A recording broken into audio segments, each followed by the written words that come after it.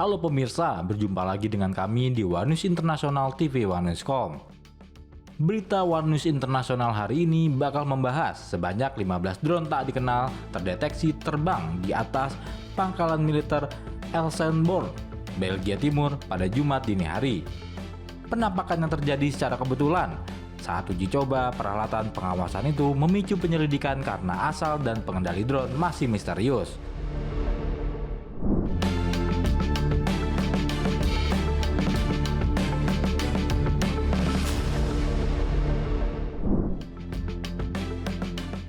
Informasi lainnya adalah apa yang dianggap aliansi NATO dengan negara-negara Eropa sebagai ancaman serius rupanya hanya seperti bahan candaan bagi Presiden Rusia Vladimir Putin.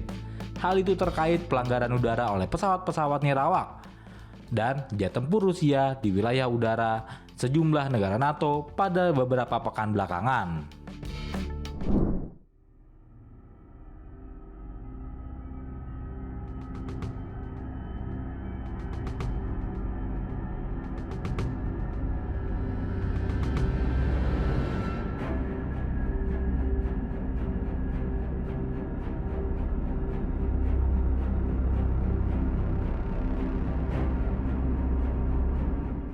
Ukraina menuding Cina terlibat dalam perang Rusia dengan memberikan data intelijen satelit yang membantu Moskow meningkatkan akurasi serangan rudalnya.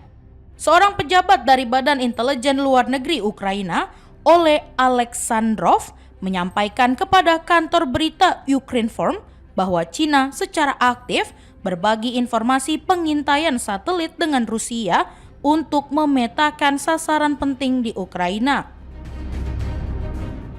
Data tersebut disebut mencangkup lokasi strategis termasuk infrastruktur yang berkaitan dengan investasi asing yang kemudian dijadikan target serangan rudal.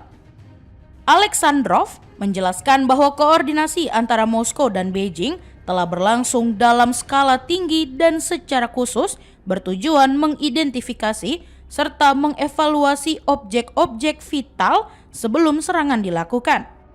Ia menambahkan bahwa banyak fasilitas yang menjadi sasaran dalam beberapa bulan terakhir merupakan milik perusahaan asing yang beroperasi di Ukraina. Presiden Ukraina Volodymyr Zelensky sebelumnya juga menuding Cina berperan dalam mendukung operasi militer Rusia. Ia mencontohkan serangan rudal pada Agustus lalu yang menghantam pabrik milik Amerika Serikat di wilayah Zakarpattia dan menyebabkan sedikitnya 15 orang terluka. Pada April lalu, Zelensky bahkan menuduh Beijing memasok senjata dan bahan peledak ke Rusia serta memproduksi senjata di wilayah Rusia. Hingga kini, pemerintah Cina belum memberikan tanggapan atas tudingan terbaru tersebut. Sementara itu, Beijing tetap menyatakan sikap netral dan menyerukan penyelesaian konflik melalui jalur diplomasi. Namun, menurut Kiev, Cina tetap memberikan dukungan tidak langsung melalui hubungan dagang yang berkelanjutan dan penyaluran barang-barang yang dapat dimanfaatkan untuk kepentingan militer. Dalam kunjungan terakhir Presiden Vladimir Putin ke Beijing, kedua negara menandatangani lebih dari 20 kesepakatan kerjasama di bidang energi, teknologi, dan sektor lainnya. Putin menyebut kemitraan antara Moskow dan Beijing kini berada pada tingkat tertinggi dalam sejarah hubungan kedua negara.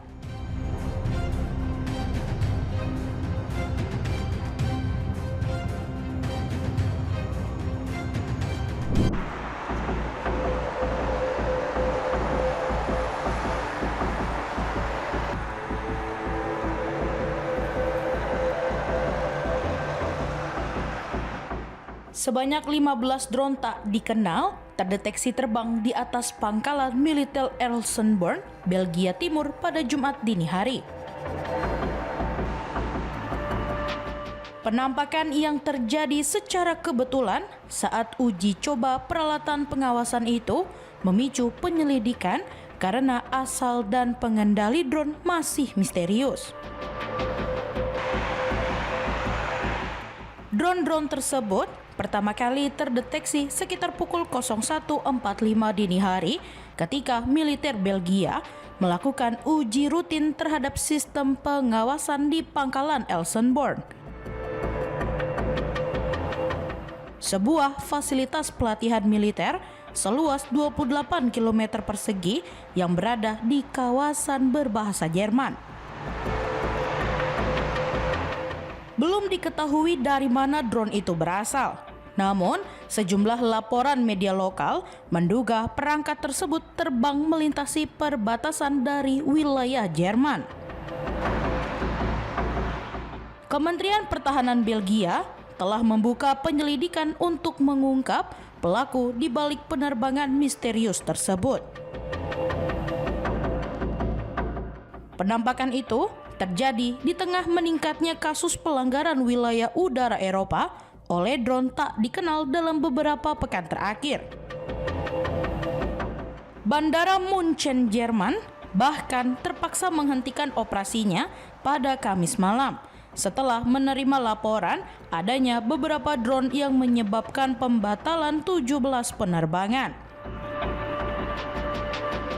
Insiden serupa juga dilaporkan terjadi di bandara-bandara Denmark, Norwegia, dan Polandia.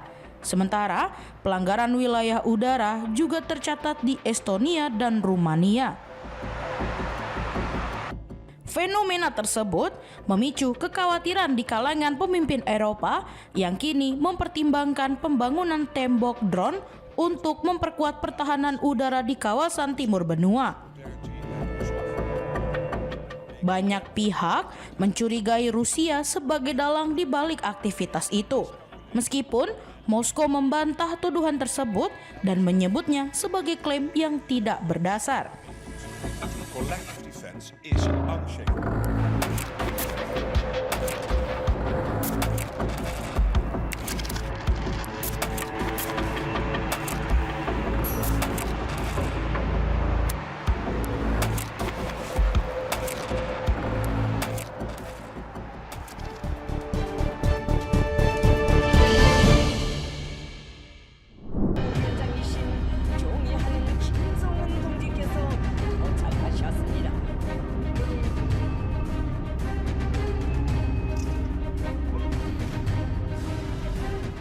Pemimpin Korea Utara Kim Jong-un menyatakan bahwa negaranya telah menyiapkan aset strategis untuk merespon peningkatan kekuatan militer Amerika Serikat di Korea Selatan,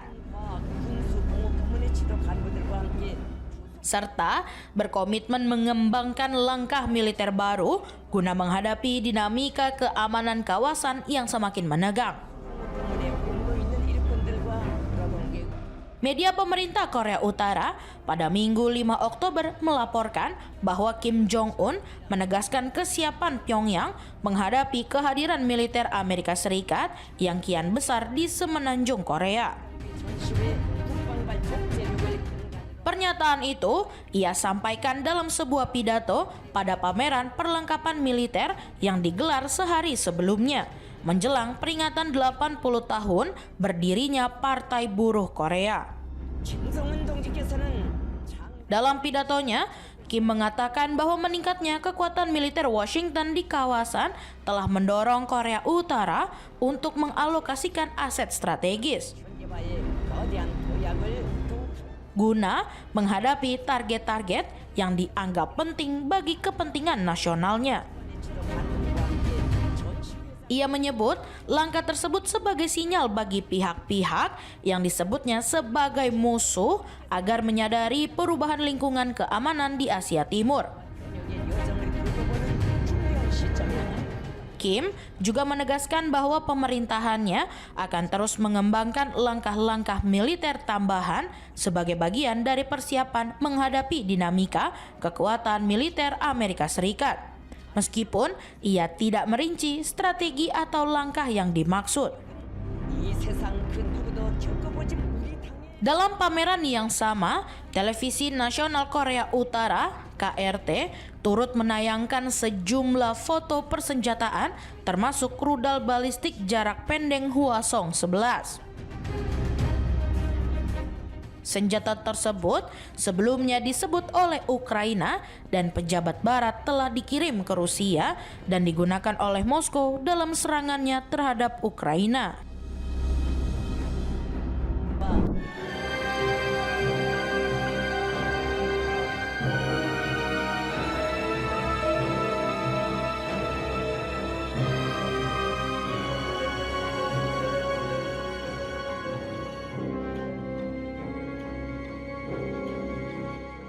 Sebuah serangan drone Rusia menghantam stasiun kereta api Shoshka di wilayah Sami, Ukraina pada Sabtu 4 Oktober 2025, menewaskan 1 orang dan melukai beberapa lainnya termasuk anak-anak. Serangan itu juga membakar gerbong penumpang dan memicu kecaman keras dari Presiden Volodymyr Zelensky yang menyebutnya sebagai aksi biadab. Pemerintah Ukraina melaporkan bahwa serangan udara tak berawak Rusia menargetkan infrastruktur transportasi di kota Shoshka, termasuk 2 rangkaian kereta yang sedang berada di stasiun.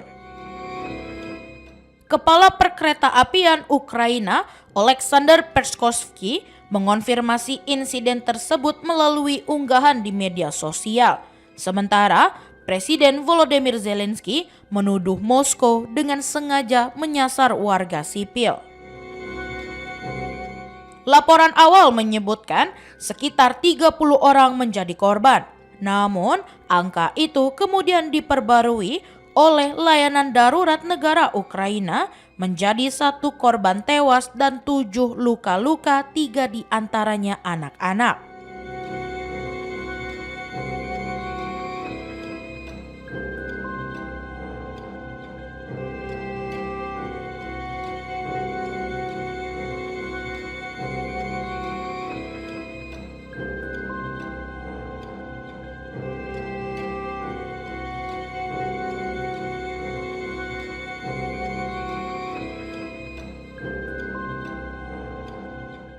Jaksa menyebut korban meninggal adalah pria berusia 71 tahun yang ditemukan di dalam salah satu gerbong.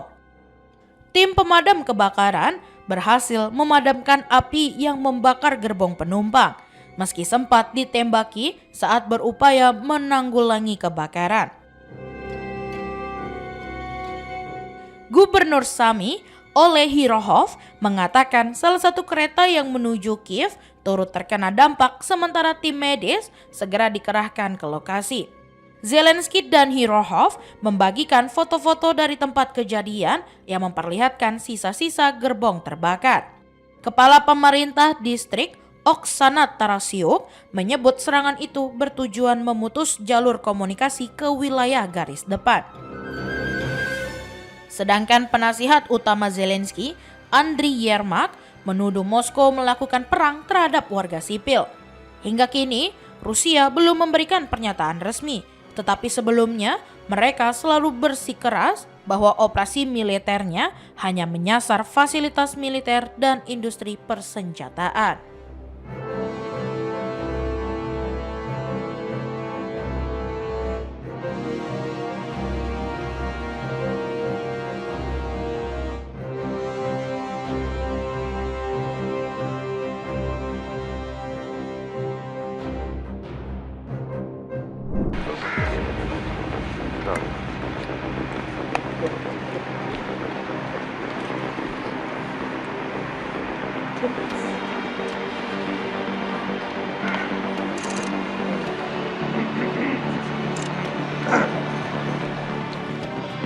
Apa yang dianggap aliansi NATO dan negara-negara Eropa sebagai ancaman serius rupanya hanya seperti bahan candaan bagi Presiden Rusia Vladimir Putin.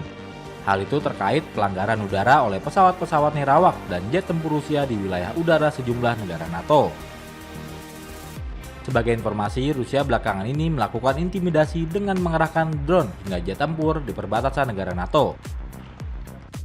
Insiden itu memicu sejumlah negara NATO panik dan mulai menggaungkan wacana pasal 4 dan pasal 5 dari aliansi tersebut, yang berarti perang terbuka dengan Rusia lantaran klausa NATO yang menyatakan satu ancaman ke anggota berarti ancaman bagi anggota yang lain.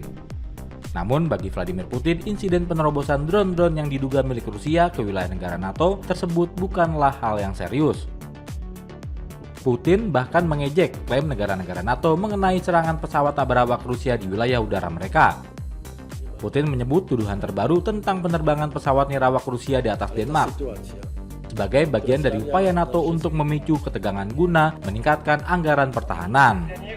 Являются бронированные объекты и скопления пехоты, что позволяет им уничтожать современных вооруженных конфликтов солдат. Сегодняшний день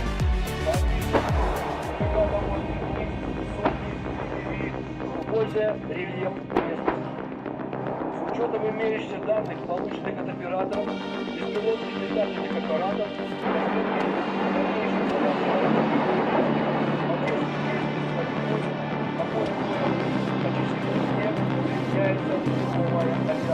является важнейшим фактором обеспечения безопасности.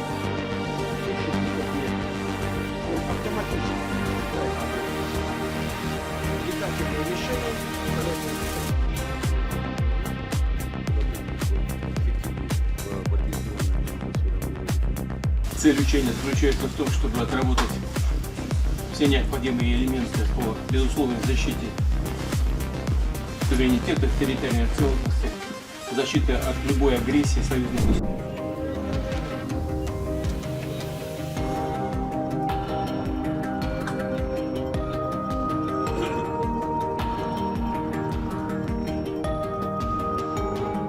Sanae Takaichi mencatat sejarah baru di Jepang. Politikus konservatif berusia 64 tahun itu terpilih sebagai pemimpin Partai Demokrat Liberal atau LDP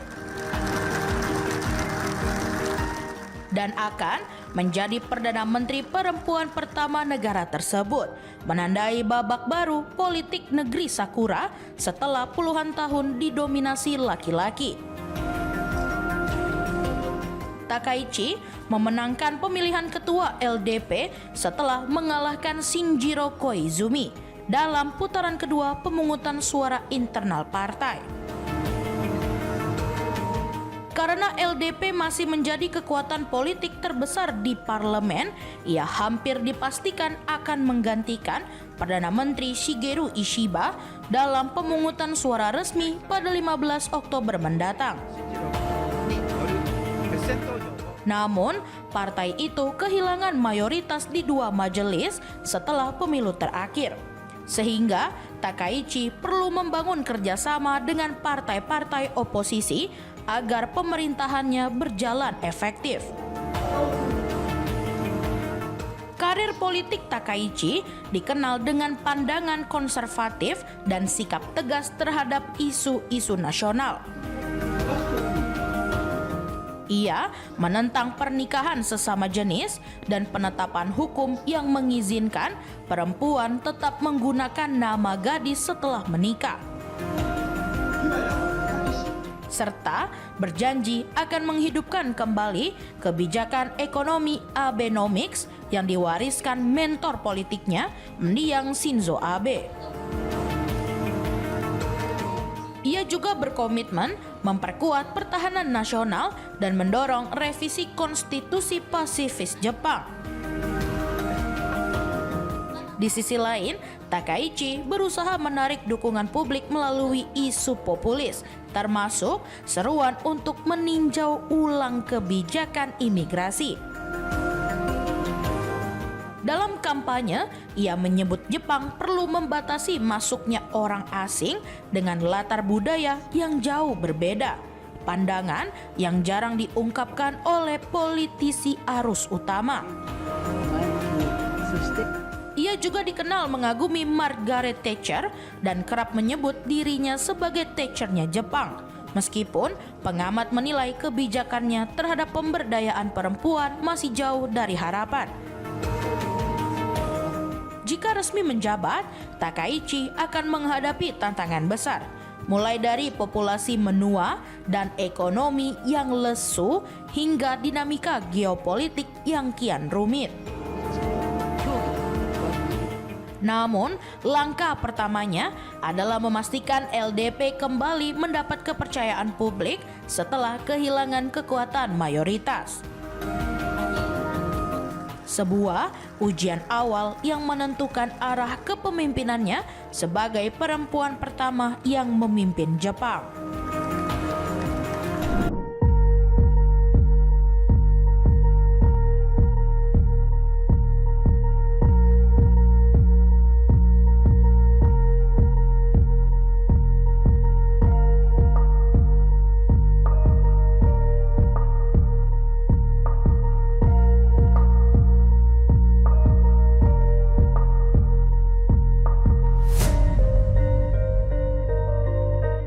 Amerika Serikat kembali melancarkan serangan mematikan di wilayah Amerika Latin Jumat 4 Oktober 2025. Kali ini, sebuah kapal kecil di lepas pantai Venezuela dihantam rudal dengan dalih sebagai bagian dari operasi anti-narkoba menewaskan 4 warga sipil. Menteri Pertahanan Amerika Serikat Pete Hegseth mengumumkan serangan tersebut melalui platform X. Dalam unggahannya, ia mengklaim kapal itu mengangkut narkotika dalam jumlah besar menuju Amerika Serikat. Hegseth juga menyatakan serangan ini akan terus berlanjut hingga serangan terhadap rakyat Amerika berakhir. Sebuah video yang menyertai unggahan tersebut memperlihatkan kapal terbakar di tengah laut, pemandangan yang oleh sejumlah pengamat disebut mencerminkan meningkatnya penggunaan kekuatan militer di luar hukum oleh Washington. Menurut laporan AFP, serangan ini merupakan yang keempat dalam beberapa pekan terakhir dan telah menewaskan setidaknya 21 orang. Tidak satupun dari korban teridentifikasi sebagai pengedar narkoba. Pemerintah Amerika Serikat juga belum memberikan bukti independen yang menghubungkan para korban dengan jaringan narkotika. Kebijakan ini berakar pada deklarasi Presiden Donald Trump yang menetapkan Amerika Serikat dalam konflik bersenjata melawan kartel narkoba.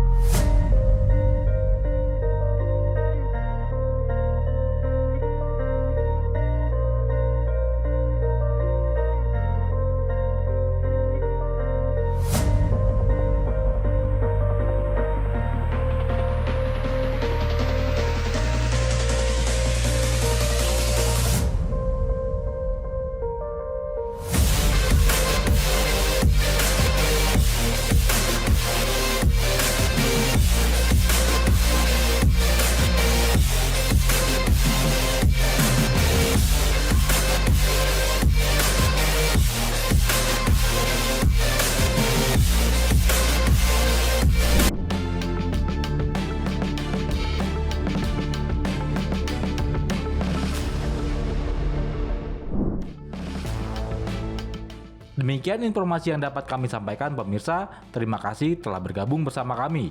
Sampai jumpa di One News Internasional berikutnya setiap pukul 8 malam hanya di kanal YouTube TV One News.com.